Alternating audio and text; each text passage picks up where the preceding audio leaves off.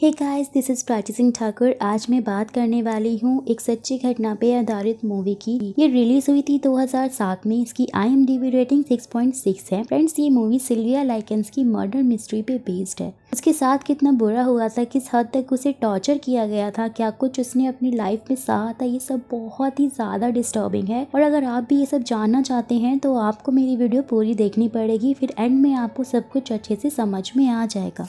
तो guys, movie की starting होती है डेविड से। वो एक बिजनेसमैन है और जब वो ऑफिस से अपने बाहर आ रहा होता है तब देखता है कि एक गरीब भिखारी को एक गाड़ी ठोकर मार के वहाँ से निकल जाती है। फिर डेविड उसे CPR दे के बचा लेता है और वो कहता है कि अगर वो भिखारी की जगह होता और उसका एक्सीडेंट हुआ होता तो उसे कोई प्रॉब्लम नहीं होती, क्योंकि उसने अपनी लाइफ में बहुत सारे दर्द देखे हुए हैं। फिर जब वो घर जाता है तो एक पेंटिंग निकालता है और इसे देखता है। 1958 का टाइम रिमाइंड करता है जहाँ वो एक छोटा बच्चा हुआ करता था। देन स्टोरी फ्लैशबैक यानी कि पास्ट में चली जाती है और दिखाया जाता है ऐसा क्या हुआ था डेविड के साथ में जो उसे मौत का कोई खौफ नहीं रहा। जहां डेविड रिवर साइड में क्रेफिश पकड़ रहा होता है कि तभी मैक नाम की एक लड़की वहां आती है और वो भी क्रेफिश पकड़ने लग जाती है। उसके हाथ पे एक निशान देख के डेविड पूछता है कि वो निशान किस चीज का है। फिर मैक उसे बताती है कि उसकी फैमिली का एक बहुत ही बुरा एक्सीडेंट हुआ था जिसमें उसके पेरेंट्स मर गए थे और उसे काफी चोटें आई थी। ये निशान उसी का है। उसका अब कोई भी नहीं है, बस एक छोटी बहन है और उसे भी पोलियो है। उसका नाम सुजन है। फिर वो उठकर जा रही होती है कि डेविड पूछता है वो कहाँ जा रही है, तो मैक कहती है कि वो अपनी आंट चैंडलर के घर पे रहने के लिए आई हुई है। तो इस हिसाब से वो उसकी पड़ोसी हुई। मिस रूथ चैंडलर अपने 3 बच्चों के साथ रहती थी जिनका नाम डॉनी, विली और रैल्फी था। डेविड अपना ज्यादातर टाइम अपने पड़ोसी चैंडलर के घर में ही बिताता था क्योंकि मिस रूथ चैंडलर के बच्चे डेविड के काफी अच्छे दोस्त हुआ करते थे। डेविड रैल्फी से उसकी बहन के बारे में, मैक के बारे में पूछता है तो वो बताता है कि मैक उसकी बहन नहीं है, कजिन है, जिसमें बहुत फर्क होता है। फिर रात को डेविड मैक से मिलता है और वो झूला झूलने जाते हैं जहां मैक डेविड को ये बताती है कि रूथ उस पर बहुत गुस्सा करती है और उनके साथ अच्छा बिहेव नहीं करती है।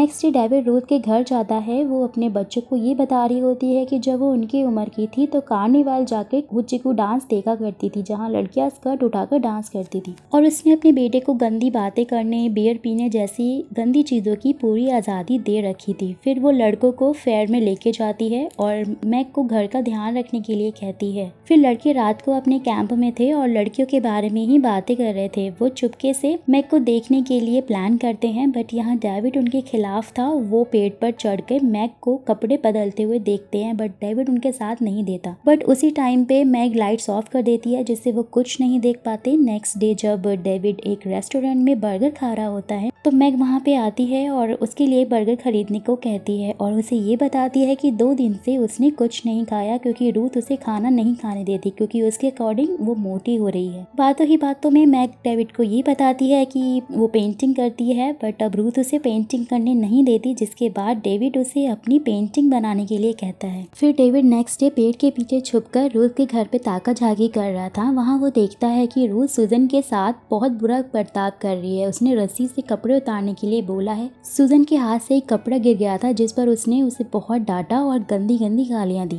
ये सब देखकर डेविड बहुत ज्यादा हैरान हो गया था क्योंकि लड़कियों के साथ ऐसा बिहेव करना उसे बिल्कुल भी अच्छा नहीं लगा। फिर मैक डेविड के घर आती है और उसे पेंटिंग दिखाती है जो उसने डेविड के लिए बनाई थी। डेविड की मॉम उसे घर में इनवाइट भी करती है, बट मैक इनकार कर देती है और वहाँ से चली जाती है। फिर डेविड रात को रूथ को वही पेंटिंग दिखाकर कहता है कि मैक बहुत अच्छी पेंटिंग करती है और उसने रूथ के लिए वो पेंटिंग बनाई है। बट यहाँ पे रूथ को पता चल जाता है कि वो पेंटिंग मैक ने उसके लिए नहीं बल्कि डेविड के लिए बनाई है क्योंकि उस पेंटिंग में एक लड़का नदी के किनारे पे बैठा हुआ था। उसके बाद वो मैक को बहुत डांटती है और पूछती है कि उसने और क्या क्या दिया है डेविड को। कहती है कि आजकल की लड़कियां बहुत ही ज्यादा बिगड़ी हुई हैं जो लड़कों को कुछ भी दे सकती हैं। मैक के पास जाकर उसे बहुत गंदे वर्ड्स बोलती है। वो उसे वैश्य कहती है और कहती है कि जो भी लड़की ऐसी होती है उसे पनिशमेंट मिलती है। फिर रात के टाइम डेविड अपने घर से देख रहा होता है कि रूथ मैक और उसकी बहन सुजन को बहुत बुरी तरह से डांट रही होती है और गंदी गंदी गालियां भी दे रही होती है। नेक्स्ट डे जब डेविड रूथ के घर जाता है तो वो देखता है कि रूथ के तीनों बच्चे मैक को गुदगुदी कर रहे होते हैं। तभी रैल्फी उसे गलत तरह से छूता है जिस पर मैक को बहुत गुस्सा आता है और वो उसे जोरदार थप्पड़ मारती है और वहाँ से चली जाती है। जिसके बाद रूथ सुजन को टारगेट करती है और कहती है कि मैग ने जब रैल्फी को थप्पड़ मारा तब तुमने उसे क्यों नहीं रोका, जिस पर सूजन कहती है कि गलती रैल्फी की थी, मैग ने जो किया वो बिल्कुल ठीक किया। फिर रूथ बेचारी सूजन को उल्टा लटाकर उसे स्टिक से मारती है। मैग आकर अपनी बहन सूजन को बचाने की पूरी कोशिश करती है बट वो लड़के उसे पकड़ लेते हैं। फिर रूथ मैग को धमकी देती है और कहती है कि अगर तुमने दोबारा ऐसा कुछ किया तो सजा तुम्हारी बहन सूजन को मिलेगी। डेविड और रैल्फी जब आइसक्रीम खा रहे होते हैं तो वो देखते हैं कि मैग एक पुलिसमैन से बात कर रही है। बात रैल्फी अपनी मॉम रूथ को बता देता है, जिसके बाद रूथ मैग और सूजन को बहुत डांटती है। विली मैग को थप्पड़ मारता है और कहता है कि उसकी हिम्मत कैसे हुई पुलिस के पास जाने की। रूथ मैग को कहती है कि यहाँ उसकी हेल्प कोई नहीं करने वाला और अब वो उसे बहुत बुरा सजा देने वाली है। फिर रात को डेविड अपने पेरेंट्स से रूथ के घर पे सोने के लिए परमिशन मांगता है। जब उसके डैड उसे परमिशन दे देते हैं, फिर जब वो वहाँ जाता है तो देखता है कि उन लोगों ने मैग को ब्लाइंड फोल्ड करके बेसमेंट में बांध के रखा हुआ है और उसके साथ बकवास सा गेम खेल रहे होते हैं, जिनका जवाब ना देने पर वो मैग के कपड़ों को रिमूव कर देते हैं और रात को बॉयज पानी देने के बदले मैग की बॉडी को टच करने की शर्त रखते हैं। पहले मैग मना कर देती है और पानी पी लेती है, बट बाद में वो उनको सबको धमकी देती है और कहती है कि वो शोर मचाएगी जिससे रूथ उठ जाएगी और उन सब लड़कों को बहुत मार पड़ेगी। फिर नेक्स्ट डे रूथ मैग को ब्रेड खिला रही होती है बट मैग की हालत बहुत ज्यादा खराब थी। वो पूरी रात इन लोगों ने उसे टॉर्चर किया हुआ था और उसे कुछ भी खाने को नहीं दिया था। वो इतनी ज्यादा वीक हो चुकी थी कि वो कुछ खा नहीं पा रही थी। फिर रूथ चाय का कप फेंक देती है और इसका इल्जाम भी वो मैग पे लगा देती है कि उसने उसका कप तोड़ा और इसकी सजा सूजन को मिलेगी। फिर वो रस्सी से सूजन को मारती है। डेविड ये सब देख रहा होता है बट वो बेचारा कुछ नहीं कर पाता। नेक्स्ट डे डेविड अपने डैड के पास बार में जाता है और उनसे पूछता है कि क्या उसे कभी किसी लड़की पे हाथ उठाना चाहिए, जिस पर उसके डैड मना करते हैं और कहते हैं कि उसे कभी किसी लड़की पे हाथ नहीं उठाना चाहिए, बट अगर कुछ गलत हो रहा है तो उसे ऐसा करना चाहिए। फिर डेविड रूथ के घर जाता है और जाके सूजन को मिलता है और कहता है कि वो अकेला इन लोगों को नहीं रोक सकता।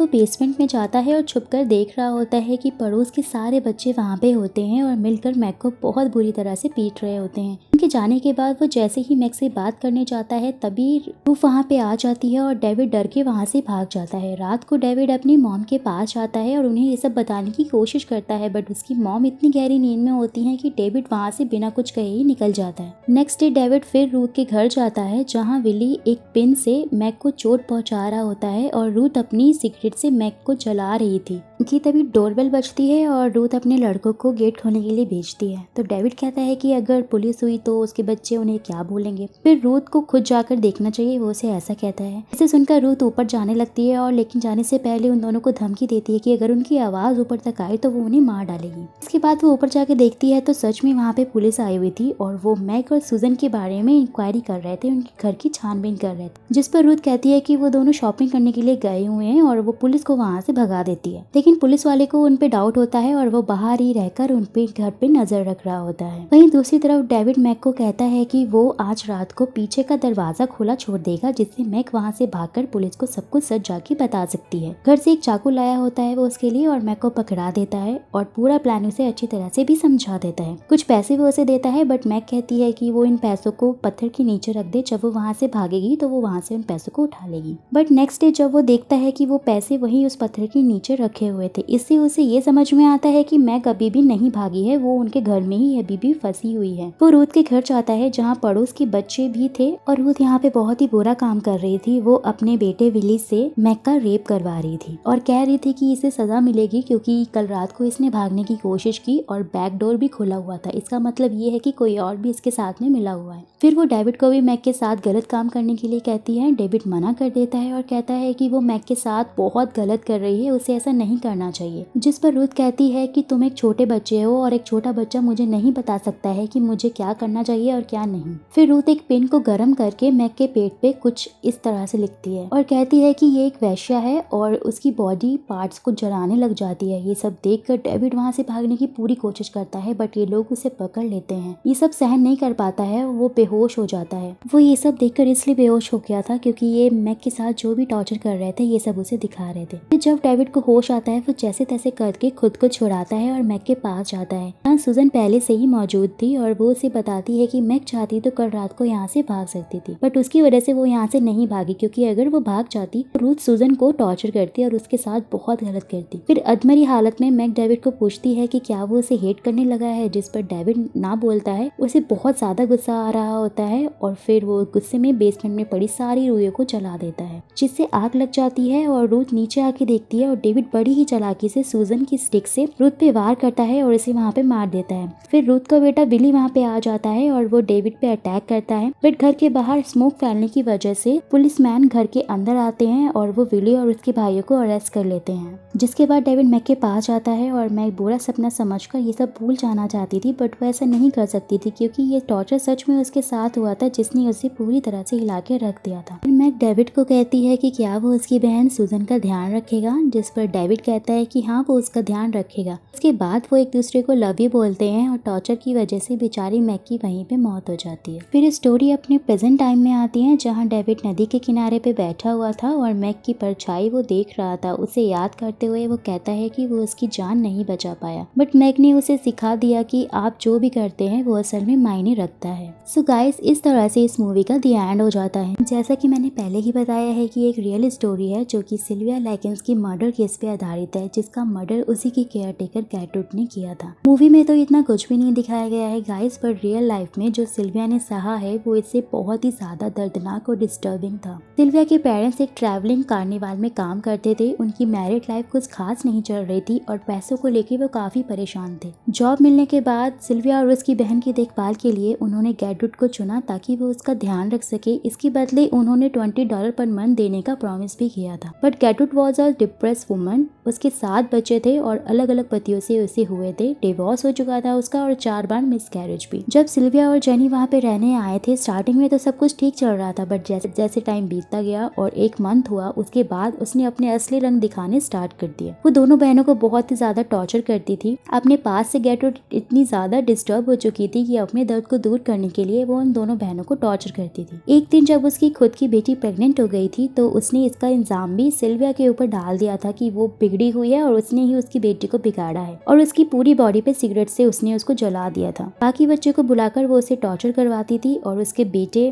ने तो हद ही कर दी थी। उसने एक कोक की बोतल सिल्विया में घुसा दी थी और बहुत बुरा बर्ताव करते थे वो उसके साथ, जैसा कि आपने मूवी में देखा ही था। फिर जब सोशल सर्विस वाले उनके घर पे इन्वेस्टिगेशन करने के लिए आए थे तो उन्हें गैटरूड ने झूठ बोलकर वहाँ से भगा दिया था। उसने सिल्विया के पेट पर एक पिन से कुछ ये मैसेज लिखा था। इतना सब टॉर्चर सहन करने के बाद 26 अक्टूबर को सिल्विया ने दम तोड़ दिया था। उसके बाद जेनी भागकर पुलिस के पास गई थी और उसने उन्हें सब कुछ बता दिया, जिसके बाद गैटरूड अरेस्ट कर ली गई थी और 20 साल की सजा उसे सुनाई गई थी। 20 साल के बाद जब वो रिहा हुई थी तो वो नाम बदलकर कहीं और रहने लगी। बट वो कहते हैं ना कि अगर आप बुरा करते हो तो आपके साथ भी बुरा होता है, जो जैसा करता है वो वैसा बढ़ता ही है। 5 साल बाद कैंसर की वजह से उसकी भी मौत हो गई। सो गाइस, अब आप कमेंट करके मुझे बताइएगा कि आपको वीडियो कैसा लगा और जाने से पहले वीडियो को लाइक और चैनल को सब्सक्राइब भी कर दीजिएगा।